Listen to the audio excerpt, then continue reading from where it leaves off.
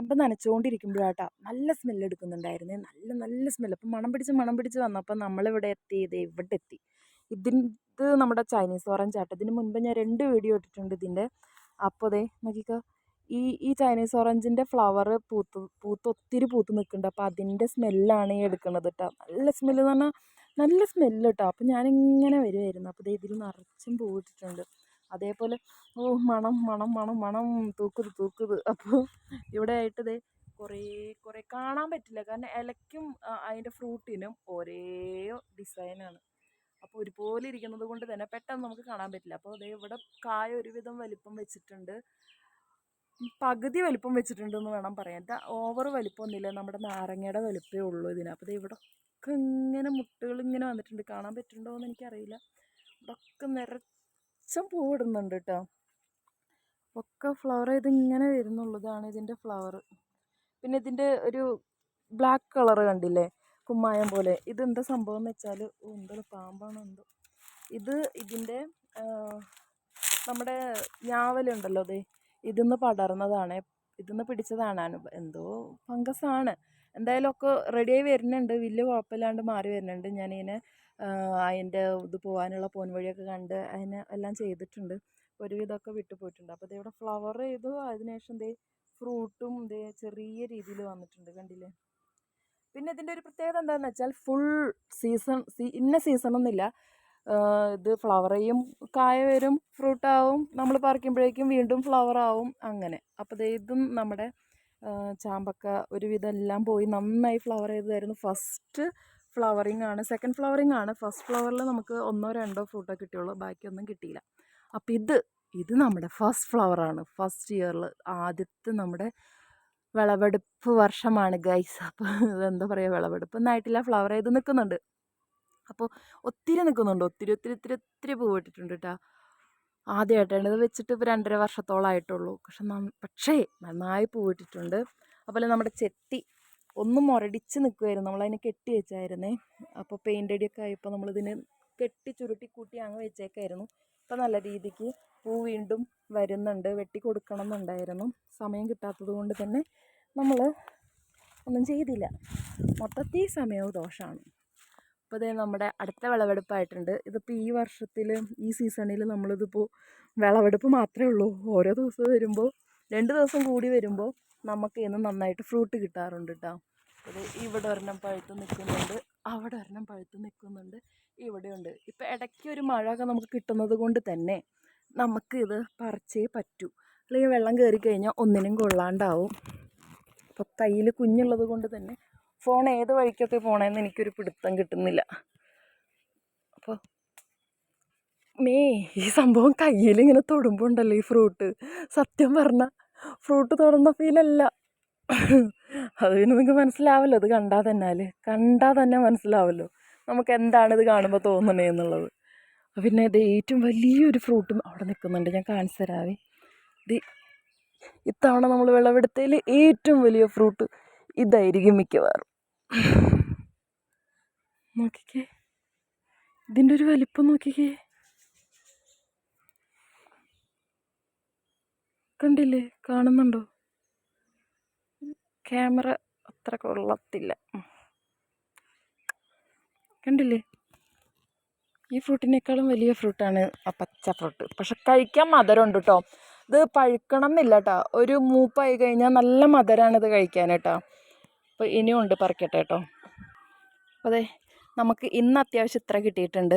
ഞാൻ പറഞ്ഞല്ലോ, അധികം മൂക്കേണ്ട ആവശ്യമില്ല, നല്ല മധുരമാണ്. പിന്നെ മഴ സീസണും കൂടി, മഴ സീസൺ ആയിട്ടില്ല, എന്നാലും ഇടയ്ക്കിടയ്ക്ക് ഇടവിട്ട് മഴ പെയ്യുന്നത് കൊണ്ട് തന്നെ പറയാൻ പറ്റില്ല. ഇപ്പോഴും മഴ പെയ്യേണ്ട ഒരു ലക്ഷണം, കാലാവസ്ഥ ഇച്ചിരി ഇതാണ്. അപ്പോൾ അതുകൊണ്ട് തന്നെ ഞാൻ അത് പറിച്ചത് കേട്ടോ. അപ്പോൾ നമുക്ക് ഇന്ന് ഇത്ര കിട്ടിയിട്ടുണ്ട് കേട്ടോ. അപ്പോൾ ഇന്നത്തെ വിളവെടുപ്പ് ഇതിൽ നിന്ന് ഇത്രയേ ഉള്ളൂ. അങ്ങനെ നോക്കിക്കൊണ്ടിരുന്നപ്പോഴാണ് വലിയ വലിയ ഫ്രൂട്ട്, അതായത് ഇത് നോർമൽ സൈസിനേക്കാളും ഇച്ചിരി കൂടെ സൈസ് നല്ലോണം വെക്കുന്നുണ്ട്, കണ്ടില്ലേ, നല്ല നീളം വെക്കുന്നുണ്ട്. എനിക്ക് ഇഷ്ടപ്പെട്ടു, ഞങ്ങൾക്ക് ഇഷ്ടപ്പെട്ടു. നമ്മുടെ ഫ്രൂട്ട് നമ്മൾ കഴിക്കും. പിന്നെ അധികം മൂക്കാതെ തന്നെ പഴുത്തു തുടങ്ങിയിട്ടുണ്ട്. എന്തുകൊണ്ടാണോ, വെയിലിൻ്റെ വല്ല ആയിരിക്കാം. ഇവിടെ കണ്ടില്ലേ, എനിക്കിതിൻ്റെ പഴുത്ത ഫ്രൂട്ട് കഴിക്കുമ്പോൾ അത്ര എന്താ പറയുക, അതെൻ്റെ ഒരു മൈൻഡിൽ വരുന്നതാണ്. അതുകൊണ്ട് ഞാൻ പറയുന്നില്ല. അപ്പോൾ അങ്ങനെ. പക്ഷേ ഇത് പച്ച, അതായത് ഒരുവിധം മൂപ്പായത് കഴിക്കാൻ ഭയങ്കര ഇഷ്ടമാണ് കേട്ടോ. അങ്ങനെ എനിക്ക് കുഴപ്പമൊന്നും ഫീൽ ചെയ്യണില്ല. ഈ ഒരു സൈസ് കൊച്ചേ ഒതുങ്ങിയിരിക്കും കൊച്ചി. ഈ ഒരു മൂപ്പിലൊക്കെ എനിക്ക് കഴിക്കാൻ ഭയങ്കര ഇഷ്ടം. ക്യാമറ കിടന്ന് ആടുന്നതൊക്കെ എഡിറ്റ് ചെയ്യാൻ ഞാൻ കുറച്ച് പാടുപെടല്ലോ ഭഗവാനെ. തൊടുവേ ഒതുങ്ങിയിരിക്കൂ. അതെ, ഇതെനിക്കിഷ്ടം. അവൻ ചോദിക്കുവാ കഴിക്കാൻ. അവൻ കയ്യിൽ എന്ത് കിട്ടിയാലും അവനപ്പം അത് വേണം. ആണോ തൊടുവേ? വേണോ തൊടുവേ? ഇത് നമുക്ക് എഴുതിയില്ല കേട്ടോ. പച്ചയുടെ തൊടുവേ.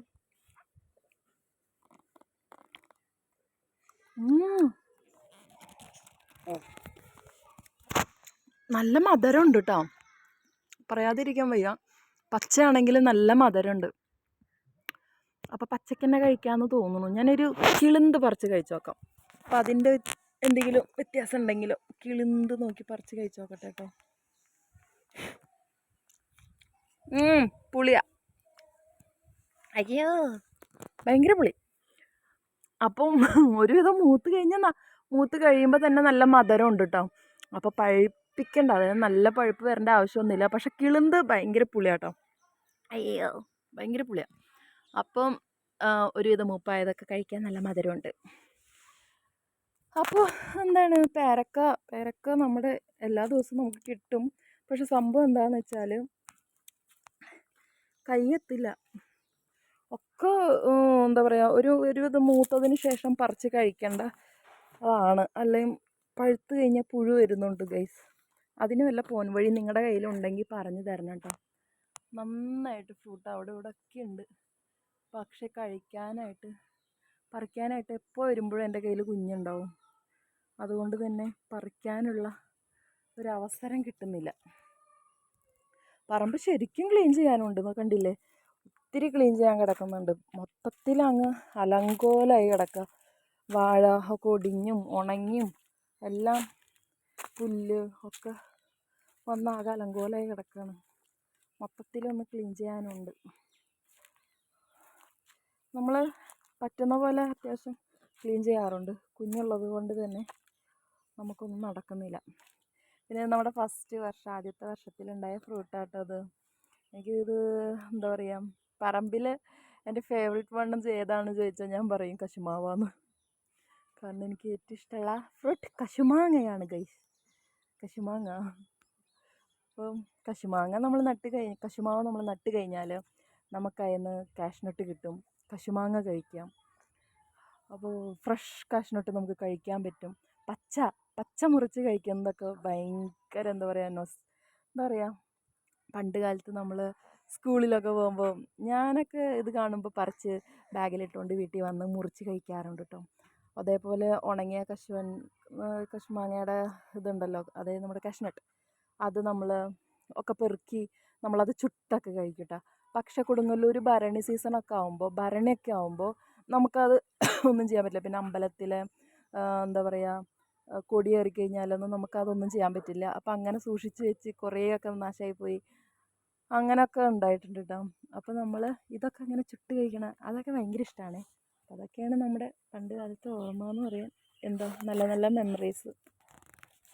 പിന്നെ നമ്മുടെ ബെറാപ്പിള്, ഈ